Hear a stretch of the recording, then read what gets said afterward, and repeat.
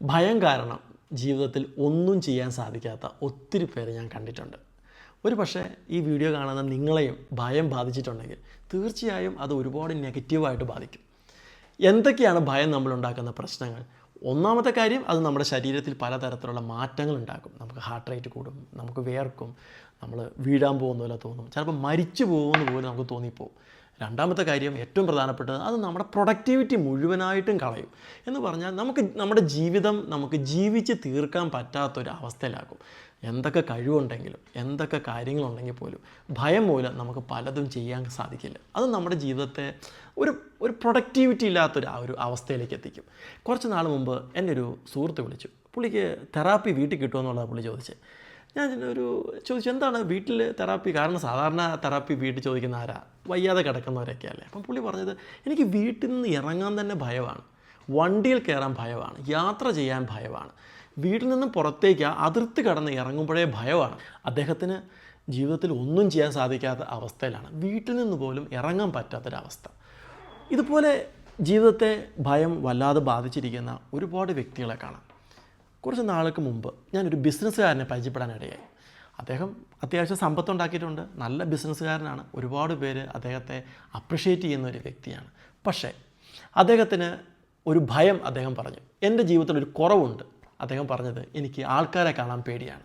ഒരു ഇൻ്റർവ്യൂവിന് പോലും, ചിലപ്പം മീഡിയയൊക്കെ വന്ന് ഇൻ്റർവ്യൂവിന് വരില്ലേ, അവരുടെ മുമ്പ് ഒന്ന് ഇരിക്കാൻ പേടിയാണ്, ക്യാമറ കാണുമ്പം പേടിയാണ്, പബ്ലിക്കിനെ കാണുമ്പം അദ്ദേഹത്തിന് സൗണ്ട് വരില്ല, അവരെ കാണുമ്പോൾ വല്ലാത്ത ഭയമാണ്.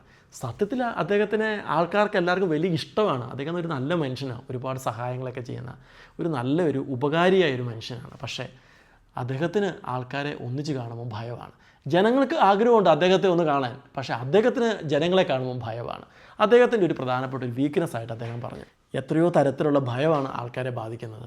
ചെറിയൊരു സൗണ്ട് കേട്ടാൽ പോലും വല്ലാതെ ഭയപ്പെടുന്നവരുണ്ട്, ഏകാന്തതയിലിരിക്കാൻ ഭയപ്പെടുന്നവരുണ്ട്, ഇനി മരണഭയം ഉള്ളവർ ഒരുപാട് പേരുണ്ട്, വീഴുമോ എന്നുള്ള ഭയം ഉള്ളവരുണ്ട്, ഇനി പുതിയ ആൾക്കാരെ കാണുമ്പോൾ ഉള്ള ഭയം, അങ്ങനെ തുടങ്ങി സുഹൃത്തുക്കളുണ്ടാക്കാനുള്ള ഭയം, പല തരത്തിലുള്ള ഭയമാണ്. ജോലിക്ക് പോകാൻ ഭയപ്പെടുന്നവരുണ്ട്, ബിസിനസ് ചെയ്യാൻ ഭയപ്പെടുന്നവർ എത്രയോ പേരാണ്. എല്ലാ ബിസിനസ്സിലും ഒരു റിസ്ക് ഉണ്ടല്ലേ, അതിന് കാൽക്കുലേറ്റഡ് ആയ ഒരു റിസ്ക് ആണുള്ളത്. റിസ്ക് ഇല്ലാത്ത ഒന്നുമില്ല. പക്ഷേ ആ ഒരു റിസ്കിനെ ഓർത്ത് വല്ലാതെ ഭയപ്പെടുന്ന ആൾക്കാരുണ്ട്, അവർക്ക് ബിസിനസ് ചെയ്യാൻ പറ്റില്ല. അതുപോലെ എല്ലാ കാര്യങ്ങളിലും ഒരു കൊതുക് കുത്തിയാൽ പോലും ഭയപ്പെടുന്ന ആൾക്കാരുണ്ട്. കൊതുക് കുത്തതിൻ്റെ വേദനയല്ല പ്രശ്നം, ഈ കൊതുക് കുത്തിയ ആ ഒരു കൊതുക് എന്തൊക്കെ രോഗം ഉണ്ടാക്കിയിട്ടുണ്ട് എന്ന് ഭയപ്പെടുന്ന വ്യക്തികളുണ്ട്. പട്ടിയെ ഭയപ്പെടുന്ന ആൾക്കാരുണ്ട്, പട്ടിയെന്ന ജീവി കൊണ്ടല്ല, പേ വരുമോ എന്നുള്ള ഭയം. ഇങ്ങനെ പല തരത്തിലുള്ള വളരെ സ്ട്രേഞ്ചായ തരത്തിലുള്ള ഭയങ്ങളൊക്കെ നമുക്ക് കാണാൻ വേണ്ടി പറ്റും. ഭയത്തെ അതിജീവിക്കുക എന്ന് പറയുന്നത് നമ്മുടെ ജീവിതത്തിലെ ഒരു ലക്ഷ്യമായി തന്നെ കരുതേണ്ട കാര്യമാണ്.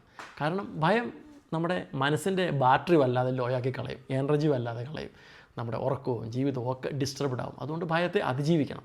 ഈ അതിജീവിക്കുന്നതിൻ്റെ ഒരു പ്രോസസ്സിൽ നമ്മൾ അറിഞ്ഞിരിക്കേണ്ട ചില കാര്യങ്ങളുണ്ട്. ഒന്നാമത്തെ കാര്യം, ഈ ഭയം എന്താണെന്നുള്ള ഒരു അറിവ് നമുക്കുണ്ടാവണം. എന്താ ശരിക്കും ഭയം? നമ്മൾ ഒരു ഡേഞ്ചറിനെ ഫേസ് ചെയ്യുകയാണെങ്കിൽ നമ്മുടെ ശരീരവും മനസ്സും ഒക്കെ ആ ഡേഞ്ചറിനെ അതിജീവിക്കാനായിട്ട് നമ്മൾ പ്രിപ്പയർ ആക്കും. ഈ പരിപാടിയാണ് ഭയം. അത് പോസിറ്റീവായ കാര്യം തന്നെയാണ്. പക്ഷേ ഒരു ഡേഞ്ചറും ഇല്ലാത്തപ്പോൾ, അല്ലെങ്കിൽ നിസ്സാരമായ ഒരു കാര്യത്തിലും നമുക്ക് അതേപോലെ വലിയൊരു ഡേഞ്ചറിനെ ഫേസ് ചെയ്യുന്നത് പോലെ നമ്മുടെ ശരീരത്തിലും മനസ്സിലും ഒക്കെ നമുക്കിങ്ങനെ ഫീൽ ചെയ്യുകയാണ്.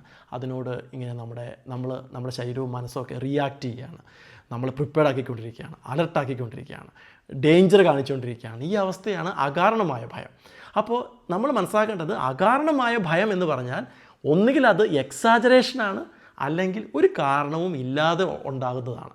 ഏതായാലും നമ്മൾ ഒരു കാര്യം നമ്മൾ വിശ്വസിക്കണം, അകാരണമായ ഭയമാണെങ്കിൽ there is no reason, it is exaggerated. ഭയത്തെ അതിജീവിക്കുന്നതിൽ രണ്ടാമത്തെ പ്രധാനപ്പെട്ട കാര്യം, നമ്മൾ ശക്തമായൊരു തീരുമാനം എടുക്കണം എന്നുള്ളതാണ്. ഒരു സുഹൃത്ത് ഇന്നാൾ എന്നോട് ഭയത്തെപ്പറ്റി കുറേ കാര്യങ്ങൾ ഇങ്ങനെ പറയുന്നുണ്ടായിരുന്നു, പുള്ളിക്കാരൻ്റെ ഭയങ്ങളെപ്പറ്റി.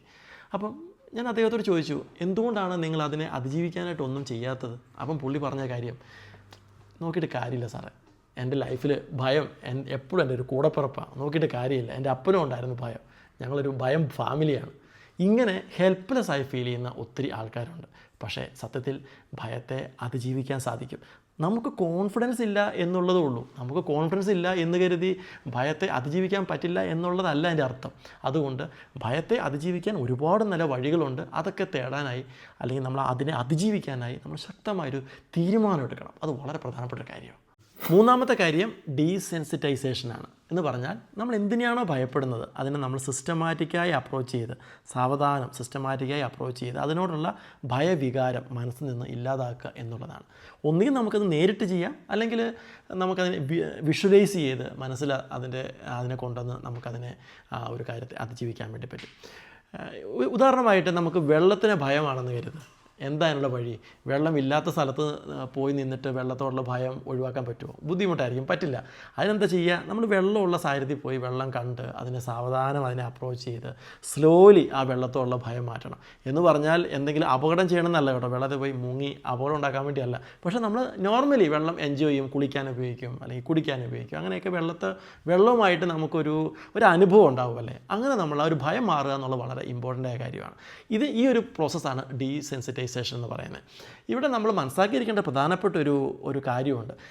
ഭയത്തെ അതിജീവിക്കുന്നതിൻ്റെ ഒരു പ്രധാനപ്പെട്ട കീ എന്ന് പറഞ്ഞാൽ അവിടെ തന്നെ നിന്ന് അതിനെ അപ്രോച്ച് ചെയ്ത് തോൽപ്പിക്കുക എന്നുള്ളതാണ്. സ്കൂട്ടായിട്ടോ സ്കിപ്പ് അടിച്ചിട്ടോ കാര്യമില്ല. അവിടെ നിൽക്കുക, അതിനെ അപ്രോച്ച് ചെയ്യുക. അങ്ങനെ വേണം നമ്മളതിനെ തോൽപ്പിക്കാൻ. നാലാമത്തെ കാര്യം തെറാപ്പിയാണ്. കഴിഞ്ഞ ഒരു 6 മാസമായിട്ട് ഈ ഭയം നമ്മളെ ഒരുപാട് ബാധിച്ചിട്ടുണ്ടെങ്കിൽ, അതായത് എണീക്കുമ്പോൾ മുതൽ ഉറങ്ങുന്ന സമയം വരെ നമ്മുടെ ഡെയിലി ലൈഫിനെ ഇത് നന്നായിട്ട് ബാധിക്കുന്നുണ്ട്. നമ്മുടെ ഉറക്കം ഡിസ്റ്റർബ്ഡ് ആണ്, നമുക്ക് ഭക്ഷണം കഴിക്കാൻ പറ്റുന്നില്ല, നമ്മുടെ ബന്ധങ്ങളെ ബാധിക്കുന്നുണ്ട്, ജോലിയെ ബാധിക്കുന്നുണ്ട്, നമ്മുടെ ശരീരത്തിൻ്റെ വെയിറ്റ് കുറയുന്നുണ്ട്. ഇങ്ങനെ പലതരത്തിലുള്ള മാറ്റങ്ങൾ നമ്മുടെ ശരീരത്തിലും മനസ്സിലും ഒക്കെ ഉണ്ടെങ്കിൽ, അതായത് നമ്മുടെ ഡേ ടു ഡേ ലൈഫിനെ ഈ ഒരു ഭയം ബാധിച്ചിട്ടുണ്ടെങ്കിൽ അത് തീർച്ചയായും ഒരു ഇൻഡിക്കേഷനാണ് നമ്മൾ അർജൻറ്റായ ഒരു തെറാപ്പിസ്റ്റിനെ കാണണം. ആരാണ് ഒരു തെറാപ്പിസ്റ്റ്? ക്ലിനിക്കൽ സൈക്കോളജിസ്റ്റ് അല്ലെങ്കിൽ സൈക്കാട്രിസ്റ്റ് അല്ലെങ്കിൽ ഒരു എക്സ്പീരിയൻസ്ഡ് ആയ ഒരു സൈക്കോളജിസ്റ്റ്. ഇവരൊക്കെയാണ് ഇവരെ നമ്മളെ ഹെൽപ്പ് ചെയ്യാൻ വേണ്ടി സാധിക്കുന്നത്.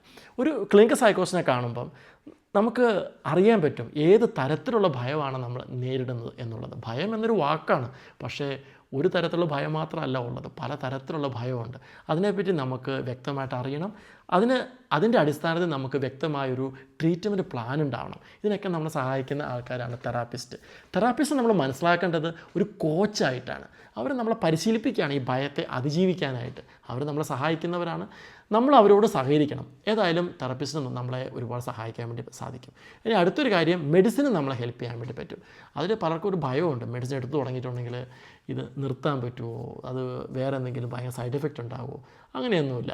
നമുക്ക് ഭയം എപ്പോഴാണോ മാറുന്നത് അപ്പോൾ നമുക്ക് മെഡിസിൻ സ്റ്റോപ്പ് ചെയ്യാൻ വേണ്ടി പറ്റും. പിന്നെ ഒരു ഡോക്ടർ നമ്മുടെ ആരോഗ്യത്തെ പരിഗണിച്ചാണ് നമുക്ക് മരുന്ന് തരുന്നത്. നമുക്ക് പൂർണ്ണമായി ട്രസ്റ്റ് ചെയ്യാനും സാധിക്കും. തെറാപ്പിക്ക് ഭയത്തെ അതിജീവിക്കുന്നതിൽ വളരെ പ്രധാനപ്പെട്ട ഒരു റോളുണ്ട് എന്നുള്ളത് നമ്മൾ മനസ്സിലാക്കിയിരിക്കണം. ഭയത്തെ അതിജീവിച്ച് കഴിയുമ്പോൾ നമുക്ക് വരുന്നൊരു ഫീലിംഗ് എന്താണെന്നറിയോ? ജയിലിൽ നിന്ന് ഇറങ്ങി വരുന്നൊരു ഫീലിംഗാണ്. നമുക്ക് തോന്നുന്നൊരു ഫ്രീഡം. അത് വലിയൊരു കാര്യമാണ്. കാരണം നമ്മളെ കുടുക്കിയിടുന്ന, നമ്മളെ ലിമിറ്റ് ചെയ്യിക്കുന്ന ഒരു കാര്യമാണ് ഭയം. അതിനെ നമുക്ക് അതിജീവിക്കാൻ വേണ്ടി സാധിക്കും. ഈ ഒരു കോൺഫിഡൻസ് വളരെ ഇമ്പോർട്ടൻ്റ് ആണ്. അതിന് നിങ്ങളെ ഹെൽപ്പ് ചെയ്യാൻ പറ്റുന്ന ഒരുപാട് നല്ല തെറാപ്പിസ്റ്റുകളുണ്ട്. നിങ്ങളും അതിനോട് നന്നായി പരിശ്രമിച്ച് കഴിഞ്ഞാൽ ഡെഫിനറ്റായിട്ട് നിങ്ങൾക്ക് അതിനെ അതിജീവിക്കാൻ വേണ്ടി സാധിക്കും. ബൈ.